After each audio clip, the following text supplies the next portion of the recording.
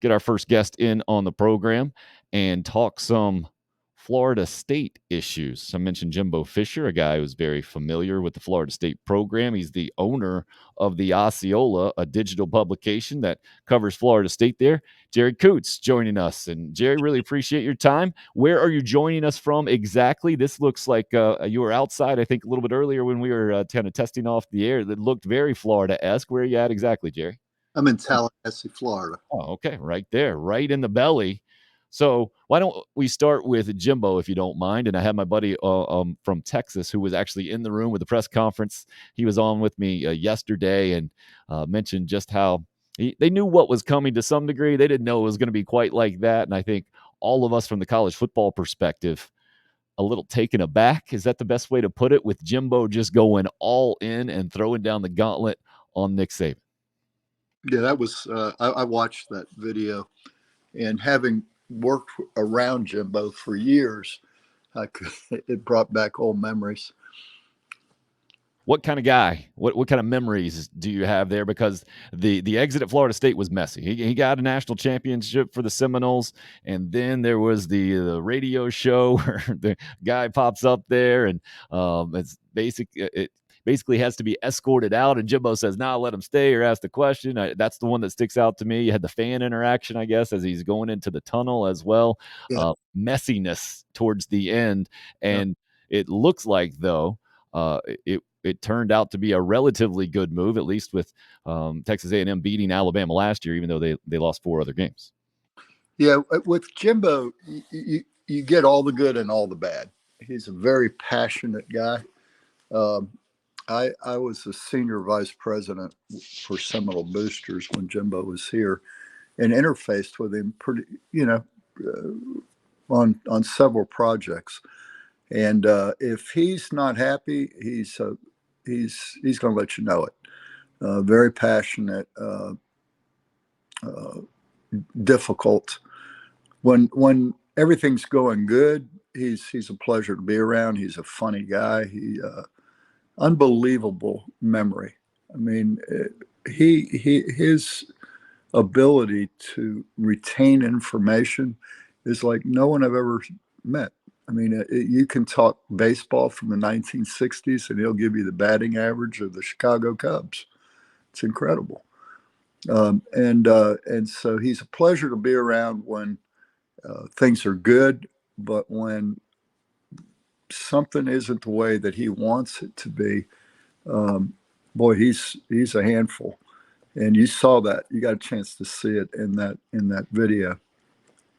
Yeah, I didn't expect it to go as personal as it did and as all in, but that's where we are with college football now. For the sport and for those of us on the outside looking in, I think raises the entertainment value for sure, and now gets us to the larger conversation. The point of all of that was the name, image, and likeness stuff. How is that going for the Florida State program that you cover kind of day in and day out, the collective and the whole deal? Where is Mike Norvell with all that? You feel like Florida State has adjusted? Yeah, Florida, they do. They created a collective. It's called Rising Spear. And it was formed by 2 former Seminole Booster board members who I'll explain that in a second.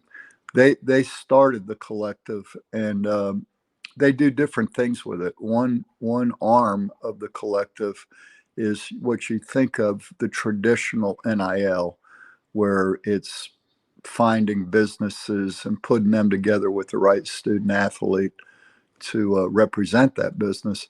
But the other thing they've done with it, which is it's a little different. Some schools are doing it, but a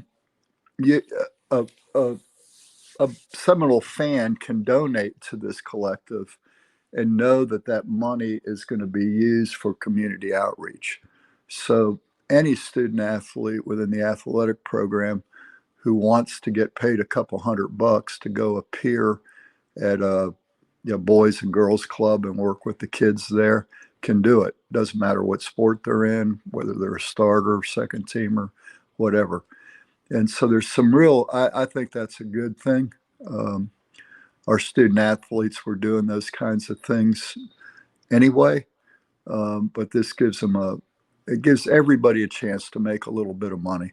And so I think there's some value to the collectives. I mean, I know that Nick has railed against the collectives, but I think the listeners to this show should know that um, kids getting paid $1 million are rare. There's tens of thousands of student athletes out there that could use a little bit of money, and these collectives. I think the average a student makes for doing something is something like $200, $300. So that's getting overlooked by these really big $1 million alleged contracts. Now, I'd really like to see how many kids that are being promised $1 million are actually making $1 million.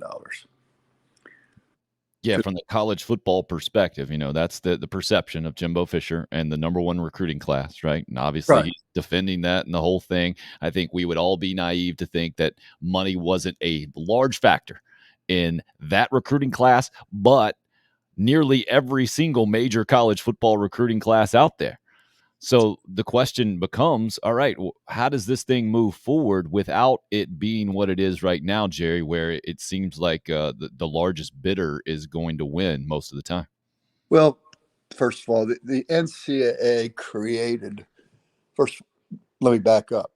We're in this situation because of inaction by the NCAA for many years. No doubt. All right. I think every listener understands that.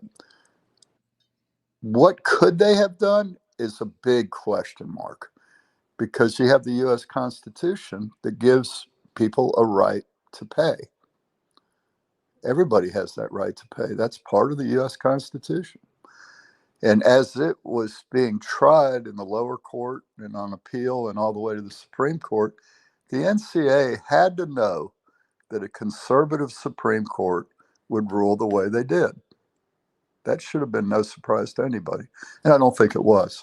Well, they should have known they were going to lose. They knew Maybe not 9-0, but they should have known they were going to lose. they were going to lose that. And so the reality is, in our country, everybody has the right to earn money. And so that's where we're at. That isn't going to change. The question is, how do you regulate it? I'm getting ready, when I get off this call, I'm going to have lunch with FSU's assistant legal counsel, and we are having a healthy conversation on this. And editorially, that's the direction I'm trying to go in my head is, and in my publication, is where do you go? Because the way that professional sports has done it is they have employees, they have unions, they have collective bargaining, and they got to carve out each of the leagues from the Sherman Antitrust Act. I don't see any other path than that, and that's, there's not one person in college athletics that wants to go down that path. But that's what our Constitution prescribes. There's a precedent for it. And I think what we've got to do, sometimes you have to be the contrarian. And I want to know, why are universities so opposed to making the student athletes employees, which they already are? I think I heard a statistic yesterday, at Florida State, which is similar to South Carolina in activity fees, tuition, rooming, housing, all that. The average student athlete is making $75,000 a year. If you take all those things together with the cost of living, that they're an employee, and so if it was no longer scholarship, but you paid them as an employee, and then they paid for the scholarship and, like every other student, the tuition and housing. How is it so different? Now you can collect a bargain. Now you can put some, guardrails on this. Think about yourself right now, Tim. I don't mean to belabor this point, but think about yourself, a head coach. I just came back from the ACC spring meetings, and I interviewed a bunch of those coaches, um, basketball and football, and they are very frustrated. If you're in the NFL right now, you have a level playing field. There's a revenue sharing model where every team has access to the same amount of money, whether it be ticket sales, whether it be television revenue. Um, they have a level playing field. They have a draft. Recruiting has always been unfair. Facilities, it's an arms race in college sports. So you have some schools building Taj Mahals, others, as Jimbo said, Nick's always had all the advantages. And that's true. And as we look across the landscape of college football, if you're a college football coach right now, it's the Wild West. There are no guardrails. And I think what you're going to see is some successful young college coaches heading to the NFL until they get their arms around this. This is a tough place to be as a college is to be a college head coach in football or basketball. Yeah, what those guys didn't point out, though, is that they still have the freedom to jump from school to school and cash in like they've been doing for the last couple of decades, whereas in the pro sports, they got to live up to their contracts, and then Yeah. they lose draft picks and the whole thing. So I don't feel too bad for the coaches. I'm Oh, not gonna. I don't feel bad for them at all. But having been a former administrator, I think what you're going to see is high turnover. I think some college coaches and administrators are going to get out of college athletics until this stuff gets straightened out, and that's okay because I'm a guy that I retired from being an administrator, and what I knew is the people I had working under me were ready to step up, you know, and so with any adversity that causes attrition, it's just opportunity for the next generation of administrators who can enjoy, who get it organically, are comfortable with the new world we're in. And that I think has to be true now of coaches in a lot of ways. As you were saying that, it reminded me of kind of Shane Beamer's approach. He's not pushing back against this thing. I think he's been pretty open as the first year head coach at South Carolina last year, moving into year number 2. And Mike Norvell, not much older than him. I'm guessing a similar type approach right now because these guys, they know the recruiting ears are listening and they have to get Yes. the right message accordingly, right? Yeah, whether they agree with NIL or they don't, they have to appear as though they do in order to not turn recruits away. Now, I do think those young coaches like Norvell and Beamer, they get it organically. They understand it, and they're not opposed to it. They just want some guardrails. They want some equity. Now, let me say this.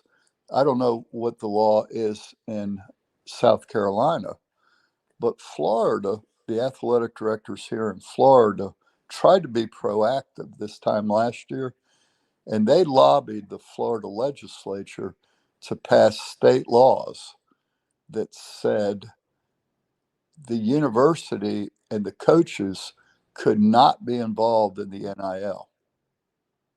They couldn't represent players to getting NIL. They had to be completely arm's length from anything to do with NIL. And that's why these collective was formed in Florida. They were formed to handle it. But in other states, there are no laws. I don't know what the law is in South Carolina, but I know in Indiana, talking to Mike Bray, he's actively involved in it. And he was surprised to hear Florida coaches could not be. So every state's different, and that makes it challenging. Alabama realized their law was not conducive to NIL, so they rescinded the law. Yeah, I think South Carolina very similar to that, and the fact that you got coaches or schools involved in the lobbying and the state laws, it just it's a great example of the failure of the NCAA. Jerry, are you of the mindset that the Power Five, especially from a college football perspective, going to end up being separate from the NCAA moving forward relatively soon? I am. Jim Phillips, the commissioner of the Atlantic Coast Conference, brilliant guy and very transparent. He was asked that question, and he's the co-chair of the new Reformation. And he said what they're trying to do with the NCAA is unbundle it, push as much down to the conference level as they can, and let the NCAA do what the NCAA does well, which is championships and some legislation, portions. They don't get it right all the time, but they're pretty proficient at it, and it's just too big, and they want to unbundle it. And while he was explaining that, a reporter asked about a story that had been written with the BCS, with the model you're talking about, the Power Five being pulled out of the NCAA, and but all he would say is that was excellent reporting and well sourced. It says it all Yeah, right there, doesn't it? yeah. He's Jerry Kutz, the owner of the Osceola.com, covering Florida State for a bunch of years. Jerry, do you ever think you'd see the football program in the state it has been the last several years? Because from my eyes, my wife went to Florida State. She got to see Chris Winkie win a national championship. I grew up in the heyday of Charlie Ward and all those tremendous quarterbacks year after year, and Bobby Bowden's whatever 14-year run in the top five or whatever it was, ridiculous. Florida State's at the top. And then to see what has happened in the kind of the post Jimbo era has been mind boggling to me from the outside looking in. What about you from the kind of the inside looking out at Florida State? Well, unlike your wife, I'm old, and so I've seen it all. I mean, I was actually a student in FSU when we went 0-11 after the great Bill Peterson era of the '60s, and then we had an incident where we had 34 players quit the team, and we went 0-11. The next year we went 1-10, and the following year we brought in Bobby Bowden, and he went 5-6 his first year, and the rest is history. In college athletics, is so dependent on the president of your university. When you get presidents change every 4 or 5 years, and each time that happens, they bring in a new set of priorities with them.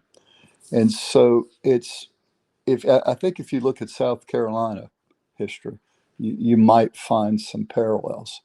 But in my study of Florida State, it's you when a new president comes in, oftentimes there'll be a new AD to follow him. They'll change the AD, and then it's hard to stay. And I'm speaking as a former administrator here. When you change presidents and you change ADs and you have a head coach, you're successful when you're all on the same page. But every time that you get a new president, you risk not being on the same page. And that's what I've seen happen at Florida State. Right now, we're in a pattern where I think we've got the last with David Coburn, our previous AD, and now Michael Alford and Mike Norvell. I'm very encouraged that everybody's on the same page. What And does that's that mean helpful. exactly, Jerry, when you say that? Because to me, it seems pretty obvious. It's good for everyone involved in a university when the football program is winning. So why wouldn't you be on the same page with your head coach? This just come down to a money deal or how the resources are allocated? What does Yeah. that mean exactly? Yeah, I think it's that. I mean, I think we went through a period in time where FSU, like everybody, was under pressure for Title IX, and you needed to be building facilities and bringing and raising equity. And it was in the spotlight. And the federal government, you get some funding from the federal government. You have to meet Title IX requirements. And we've had at times the focus has been shifted to that. Then you get a new AD, and his focus might be basketball, and the focus gets shifted to that. And that's where Jimbo had a had issue, was he didn't feel like Florida State was putting as much into football as they needed to. He saw the basketball program being elevated. He saw women's athletics being elevated, and he didn't think that we were able to fund his uh, football operations building or whatever as fast as SEC schools were able to do it. And if you look at budgets, SEC schools are bringing in about $25 million a year per school more because of the television uh, difference, Right. the conference payout. So I think Jimbo uh, wanted to go to a school where when he wanted something, he didn't have to wait for guys like me to go out and raise it, right? Sure. And like when he was at Florida State, pretty much every priority that he wanted, we got to through fundraising, but it didn't happen overnight. It took 3 to 5 years to raise the money. And so that's, that's the reality of this unlevel playing field that we're on. Sure. So But that's not he a new one, right? That's what it's always been in big time it's college sports. it Now just the players get a little piece of it. well, yeah. I mean, it's always been that, but it's exacerbated now Right. by the difference between the SEC network contract and the SEC and the Big Ten have great contracts, and praise to them for having vision and going out there and creating that. You but you look at a Texas A&M budget, it's over $200 million a year. At Florida State, it's about 130 million. So when Jimbo wants something at Texas A&M, they can deliver it right now. At schools like Florida State and probably South Carolina, when you all were independent, you have to wait a minute. You got to go out and go back to the same donors and ask for money again. It's just a little harder, and Yeah. and so you need a coach. I feel like Bobby Bowden was perfect for us because Bobby didn't need a lot of facilities to win. You know, he knew he had the state of Florida, great recruiting area, and you know he he was he wasn't as demanding as coaches are today, and um, and so I think Bobby had great success, and we got spoiled having Coach Bowden. I remember having conversations with Jimbo as an administrator where he was showing me the uh, organizational chart for Saban's staff, and this was 6 8 years ago. And my goodness, I mean, Saban had not only his 10 assistants, what the NCAA allows, but he had a quality control coach for every assistant, and he had a high school relations coach for every assistant.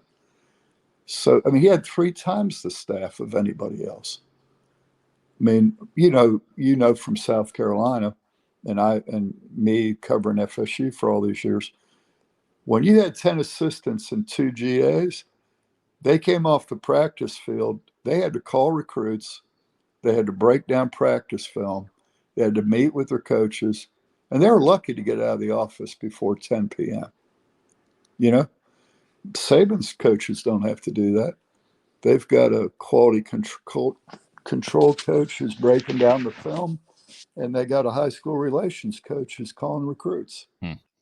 Yeah, I think And Steve Spurrier always used to make fun of all those extra coaches. You don't need yeah, all those guys, and coaching ain't that hard. And we saw towards the end that no, I think college football did become that for sure. You mentioned how Bobby Bowden was a great fit at Florida State.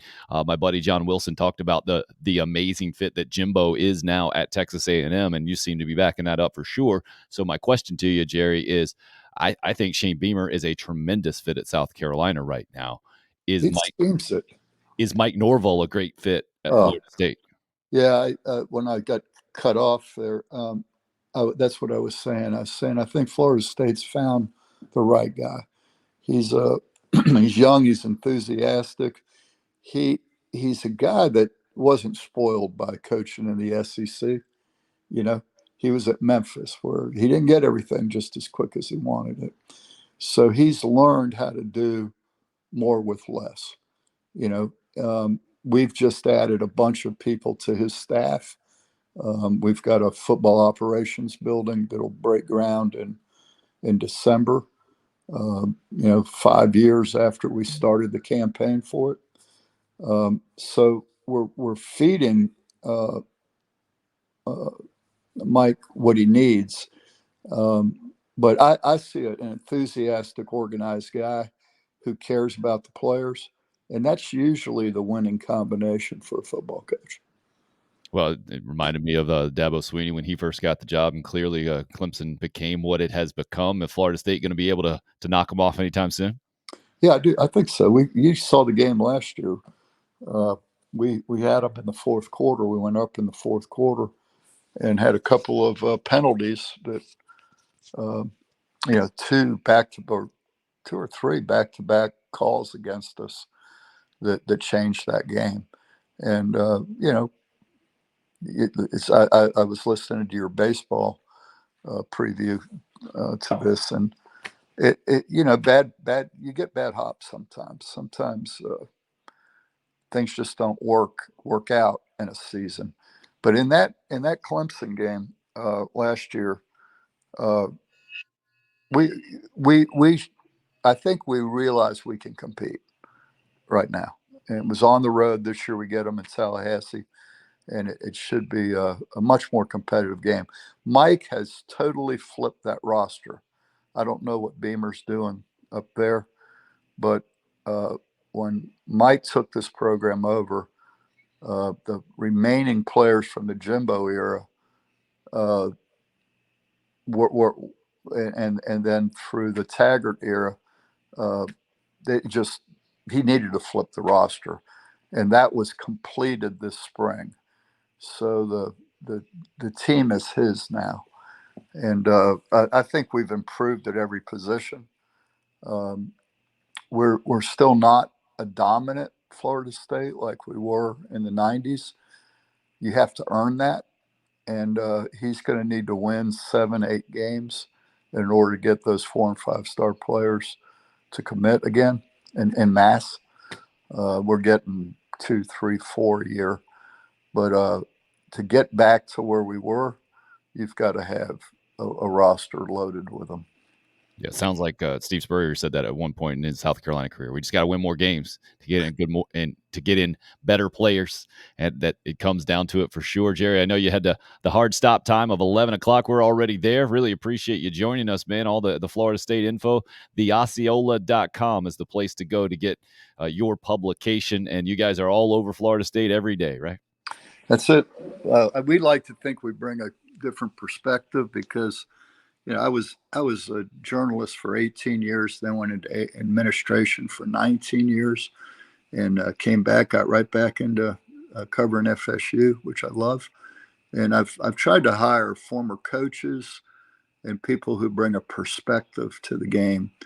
I mean, I've got journalists, but I also hire coaches and administrators who understand what they're writing about.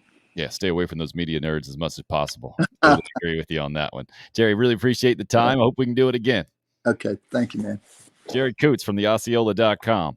Good stuff. The Florida State perspective, certainly well connected. We just talking about the Nick Saban organizational chart that Jimbo Fisher showed him back in the day. I mean, that's a great example of the other side of college football, and also why it was so fascinating and so mind blowing to a certain degree. What just happened with Jimbo and Saban, knowing everything that he knew and then throwing him out there under the bus saying, yeah, you need to look into what he's been doing.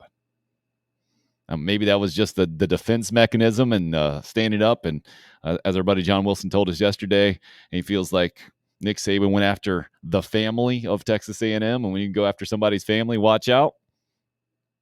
Well, that's what's happened now with the Jimbo and Saban situation for sure.